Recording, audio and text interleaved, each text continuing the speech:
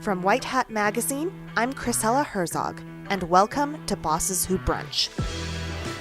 Here at Bosses Who Brunch, we don't buy into the entrepreneurship myth of overnight success. We cover the challenges, celebrate the successes, and talk about what skills and resources are really needed to start a business. On this episode of Bosses Who Brunch, I talked with Julie Kantor, founder of TwoMentor. Based in Washington, D.C., TwoMentor focuses on STEM diversity and mentorship programs and helps organizations, big and small, implement programs that advance women to leadership positions in STEM careers. Over a Skype call, Julie and I talk about some of the programs TwoMentor offers, like speed mentoring sessions, as well as some of the challenges she's faced while getting TwoMentor started. Julie, it is great to have you on the podcast today. Welcome to Bosses Who Brunch. It's great to be on. Thank you for having me. Thanks. So tell us about TwoMentor and what you guys do. Sure. TwoMentor, we're really passionate about companies building mentoring cultures to both better retain their millennial workforce and elevate women, especially in STEM fields. So we basically offer 4 services. Number 1, we actually help companies build mentoring cultures and go in and help them with best practices around mentoring. Number 2, we do keynotes and speak nationally. Number 3, we do these really dynamic and fun flash mentoring sessions. Think speed dating against a curriculum we've built called the Mentor Road Trip. So, Chrisella, if you were my mentor, it's like, what's the experience that we're having together along the way? What are the conversations that you should be having with your mentor, and to help you advance in your career? And so those are a couple of the services we offer. And I started the company in September of 2015. And it's been going and growing. That's fantastic. So, and I didn't realize it was, oh my gosh, it's been a year and a half for you now. That's not very long at all. But you guys are doing such great things, and it's very cool. So what was your inspiration for starting TwoMentor? You know, I started really looking, I was working at, in the last 25 years on building different movements. One was Network for Teaching Entrepreneurship, where we were working with inner city kids, teaching them how to build their own businesses. And then Million Women Mentors, where we were trying to get 1 million women and men mentoring females in STEM skills. And I realized that companies had very good intentions when it came to mentoring, but after talking to 500 or 600 companies, they had good intentions, but they could use a little help in building their initiatives. So I built TwoMentor to try to go in and help them with their strategies and help them build. And, I think the workforce is much better when we help each other out. And when people can kind of build and we invest, especially in millennials, in their learning and development. Yeah, and I first met you through Million Women Mentors, and you did great work with that program. And so my next question for you is, could you discuss why mentorship is so important, especially for elevating women and girls in STEM fields? Well, it's really interesting because we looked at data on millions of high school seniors. And what we found, Chrisella, was that 368,000 girls were interested in STEM careers, which was 15% of all the girls. And 44% of the boys were interested in STEM careers. But out of that 368,000 girls, guess how many had mentors encouraging them to go into STEM fields? Maybe 5%? 4%. Wow. 4%. Yeah. So, and I think that there's an incredible business case when it comes to mentoring. In fact, Sun Microsystems did a study on their mentoring initiatives and found that 5 years later, the mentors had been promoted 6 times more. Wow. Mentees were promoted 4 times more, and retention rates were 20% higher. So as we look at our workforce, as we look at the need to get more females in these higher paying STEM careers, it's really important that we are mentoring and elevating, and not just mentoring girls and women, but also sponsoring them. And the difference is a mentor is someone who speaks to you and advises you. A sponsor is someone who champions you behind closed doors. And 83% of women don't have sponsors. So we're losing a lot of top women in corporate America because of lack of sponsorship. So we took the word mentor, and by putting TWO in front of the word mentor, you actually put the word women and men into mentoring. And that's the name of our company, TwoMentor. I love that. That's fantastic. So about the tech industry in general, and we were just talking briefly about this before the podcast, it's gotten kind of a bad rap lately as after Susan Fowler wrote her blog post, and then there's been other people talking about it, or, their own experiences following that. So how does what you do help companies avoid these sorts of situations where they have these very unhappy female employees coming out of there? No, it's a great question, and I've been, the STEM story amongst women is a story of isolation. It's a story of women feeling like they were the only one in their, they were the one of two in an engineering program, or one of three getting their computer science degree. And women tend to feel isolated in these STEM fields. And, it's really important that, everybody wants to be seen and to be more their authentic selves at work. And so I think that that's one thing that a mentor really can do, is to help you also navigate very difficult situations like she was facing at Uber. Mm-hmm. The situations that she was facing at Uber without a lot of HR support from the article that I read, is a story of where she felt so isolated. Ultimately, she and others had to leave, and so unheard. And I think it really comes down to culture and what kind of culture we're going to have at our companies. And we obviously want to see cultures that embrace diversity, embrace different schools of thoughts, cultures where, women are not alienated. And in too many of the IT cultures, especially with engineering, she was an engineer, and only 12% of engineers are female. And that can be quite isolating. Yeah. Reading that story reading her blog post, and actually there was another one that just came out yesterday. She wrote her story anonymously about the culture. That is a good point, that the big theme there is isolation, and how devastating that can be to somebody. My next question for you is actually about a program you mentioned previously, your flash mentoring, or the speed dating sort of mentoring. So tell me how that works. So we've been having so much fun going really around the globe on a mentor road trip. Mm-hmm. And we've just been able to create an experience for ballrooms of up to 600 women and men, to smaller engagements with 40.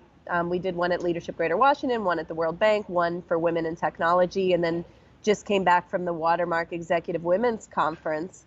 And what I love about speed or flash mentoring, Christina, is that it enables people to help each other in a short period of time. So often you go to a conference and everything that's going on is happening on that stage. But all the attendees are a wealth of knowledge and experience and connections for each other. Mm-hmm. So we'll do these, different segments of like speed dating, but it's mentoring. One example could be, look, you're driving on the road. It's a beautiful day. Things are going well professionally. And then bam, you've got a flat tire, or your battery needs to be recharged. Mm-hmm. And what do you do? And so share a challenge that you're having right now with a mentor. Mm-hmm. And we incorporate reverse mentoring and diverse mentoring.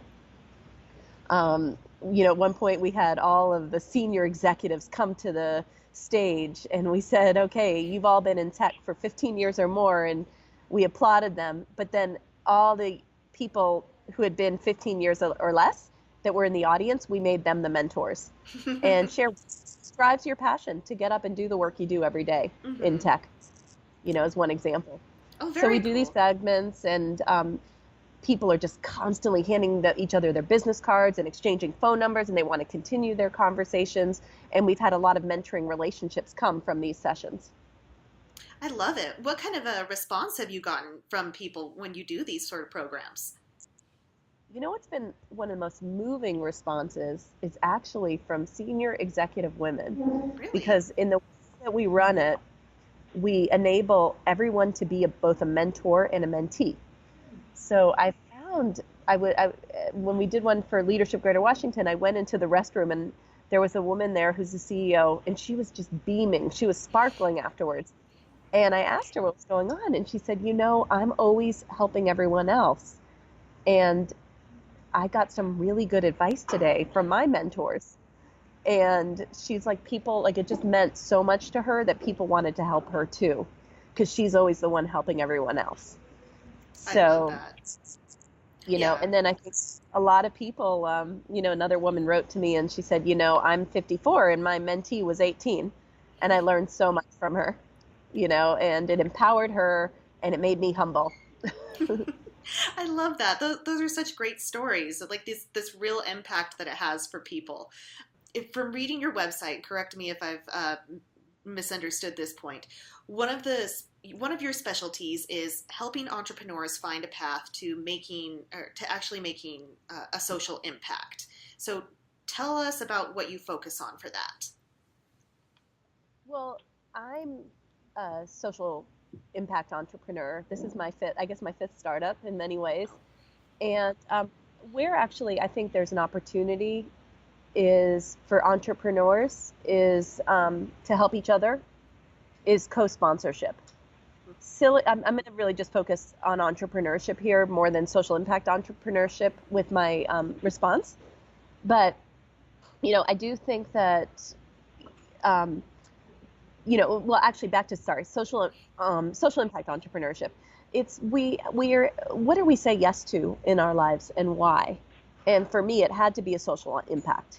So building a company, I think the lines are blurring between nonprofit and for-profit, and building a company where we can have a social impact and do good for the world, but also do well and build a business financially and create jobs for other people.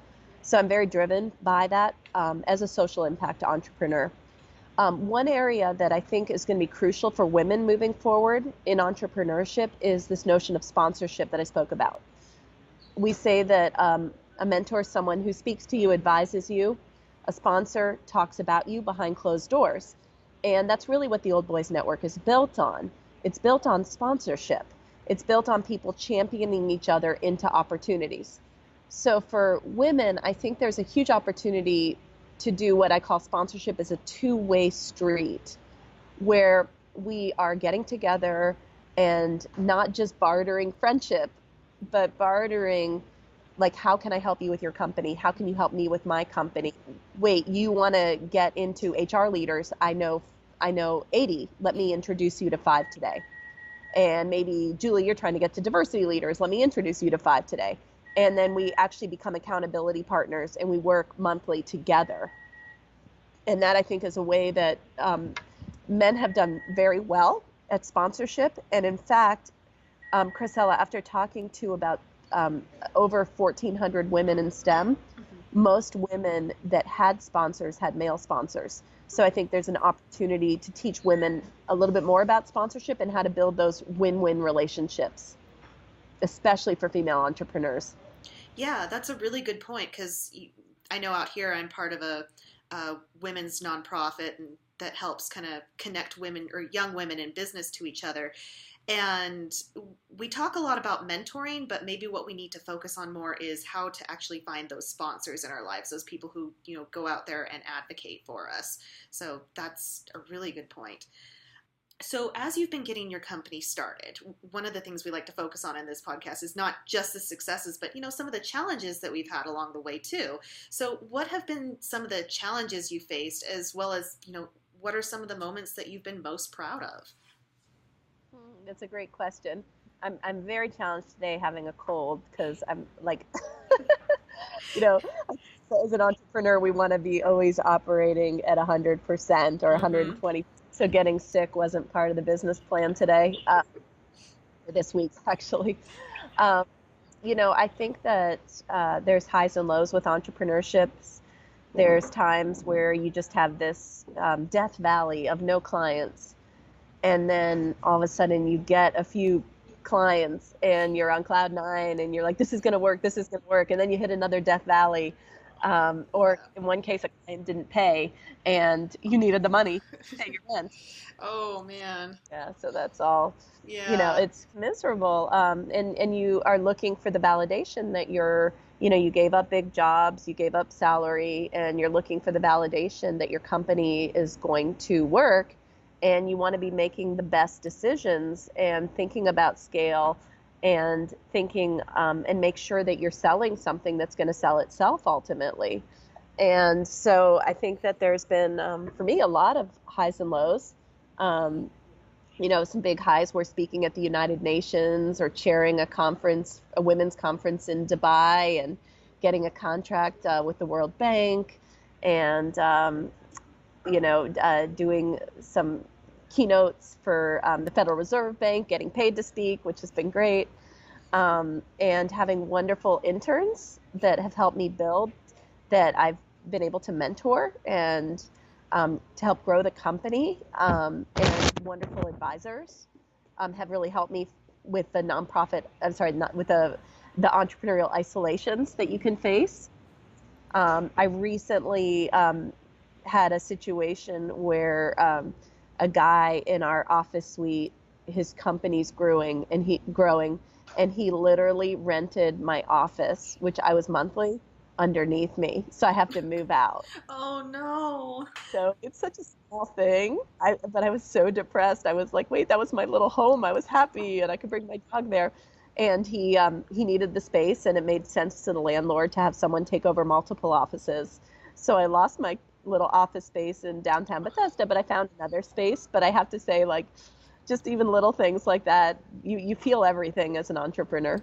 Yeah, you do for sure. Holy cow. Oh, I'm sorry about your office. That's sad. It's like a scene from You Got Mail. It's like, this is personal. I can't bring my dog to their office. Oh, yeah.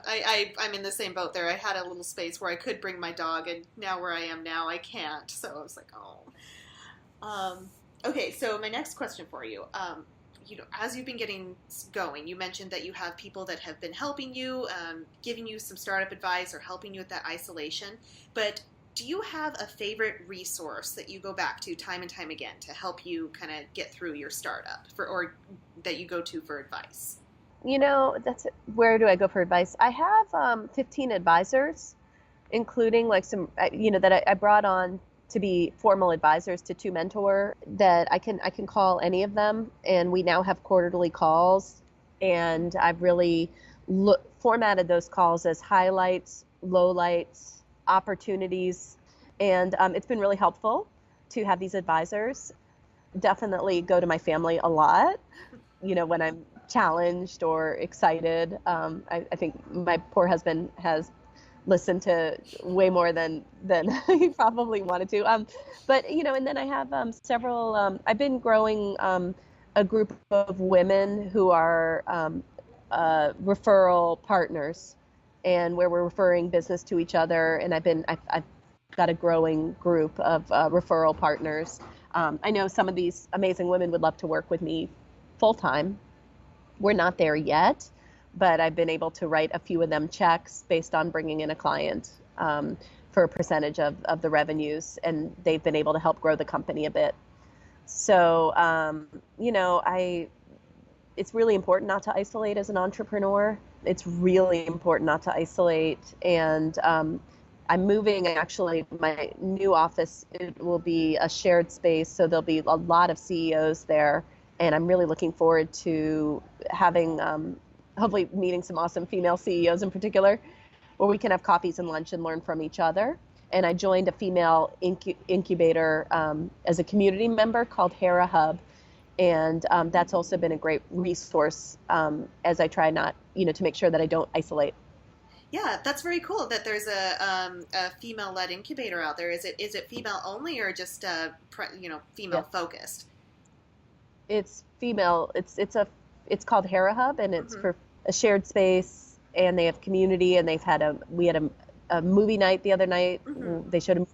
She started it, which was terrific, and then they had a panel, and I think it's predominantly just for women entrepreneurs. And I also go to Connectpreneur and other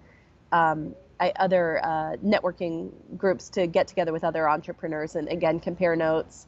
But some of my advisors have really helped me to think through the next challenges. And I definitely reach out to mentors who've grown bigger companies and ask them for advice a lot. And that's been critical. That I should have done that a year earlier, but I do that a lot now. Well, it's never too late to start, I guess. So for someone who is just thinking about starting a company, like maybe they haven't even filed the paperwork yet, what advice would you give to them? I think that it's important to know that it's probably eight times more work than you think it is. And you have to do something you love. So it almost, because it could take 6, 12, 18 months to get your business off the ground. And you need to have enough financial runway. And, but pick something carefully that you really will love doing, and then don't look back. You just got to just keep going and be around people who are going to encourage you.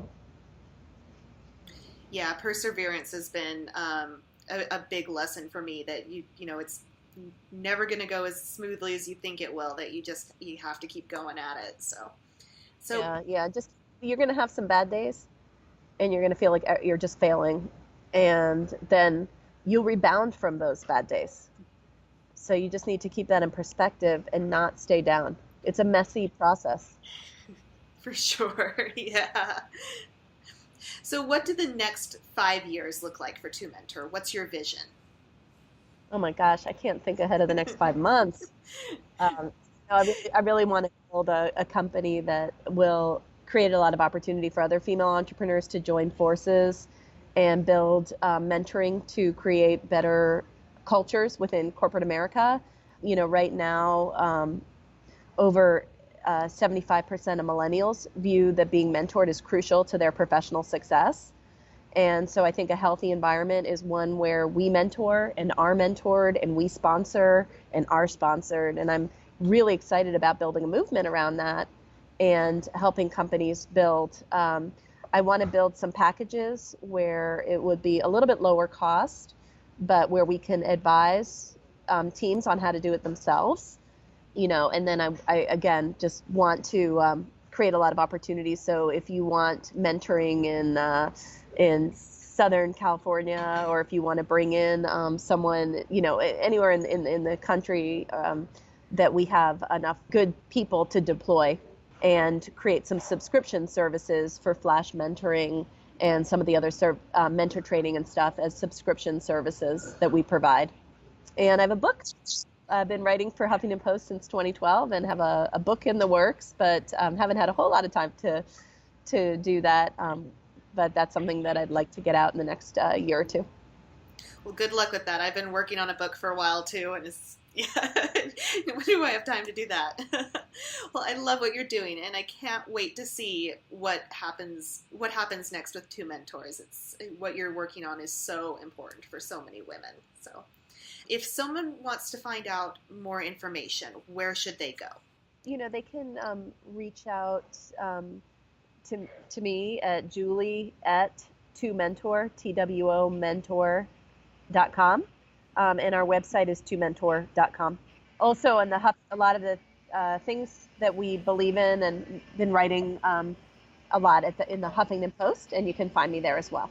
Fantastic. Thank you so much for talking with us today, Julie. It's been great to hear from you. It's great to connect with you, and I wish you tremendous success with your company, and count me in on your list of supporters anytime you want. Thank you so much. I appreciate that. Thanks for tuning in to this episode of Bosses Who Brunch. If you enjoyed this episode, please subscribe and leave us a review. Bosses Who Brunch is a production of White Hat Magazine.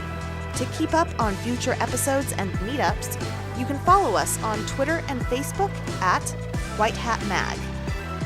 You can also find more information about White Hat Magazine and Bosses Who Brunch at whitehatmag.com.